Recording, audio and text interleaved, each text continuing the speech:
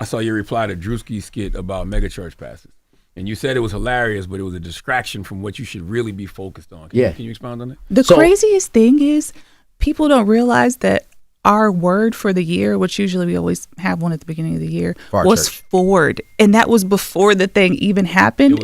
Forward. And so if you can imagine what you would give advice to someone and that you're trying to encourage them in hard times to move forward, what are words that you would say? So what are we encouraging our congregation about the word that we are saying is the word for the year?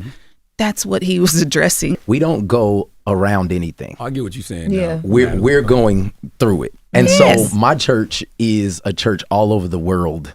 We're in Tulsa, Oklahoma, but we literally have members of our church all over the world. So if something happens with the extent that happened, I'm going to let them know that we good. Like, because they're humans too. Yes. We want them, like, I don't want our people to be feeling like you need to, knuck up your buck online. You don't gotta create a fake account so you can go off on somebody. Like, you don't gotta do all that or whatever. And so it is our responsibility to respond to our congregation. But it's a response, not a reaction. And so what I was telling everybody, that was the word of the year. We're going forward. And the thing that tries to stop people from going forward is lack of focus. There's a scripture that says, forgetting what's behind me, I press towards the things that are forward. But you did say the Druski skit, you said, you framed it as a parody of a broader critique of misplaced priorities within Christian completely. Yes. And so I think that there was some truth in it, holistically. But the link to me was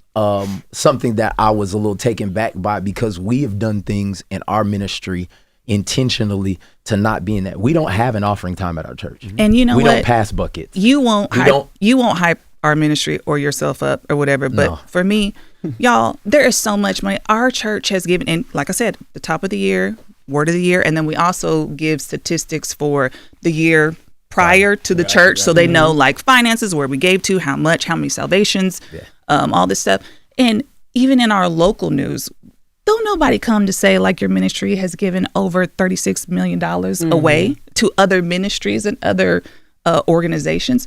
Don't nobody come and cover, like, you gave, how much did we give to the survivors of the We bought massacre? Every survivor of the Tulsa Tulsa race massacre. We gave them $200,000, which would have been the medium age of their house that got burnt down, and we gave it to them. But ain't nobody covering that. Ain't no the American government gave them. More than Tulsa, the city, hasn't done anything. So again, me and Natalie have been pastors 11 years.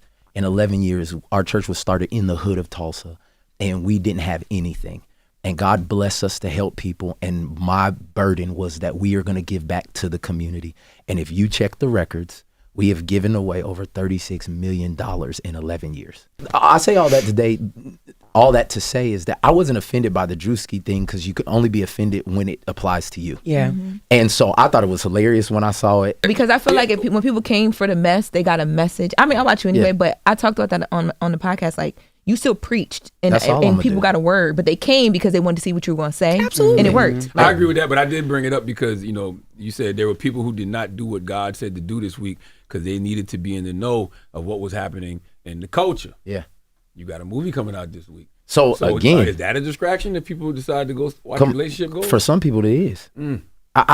Please believe what I'm supposed to do is what I'm supposed to do. If God tell you to do something else, you better do that. And he's also he's also addressing our people.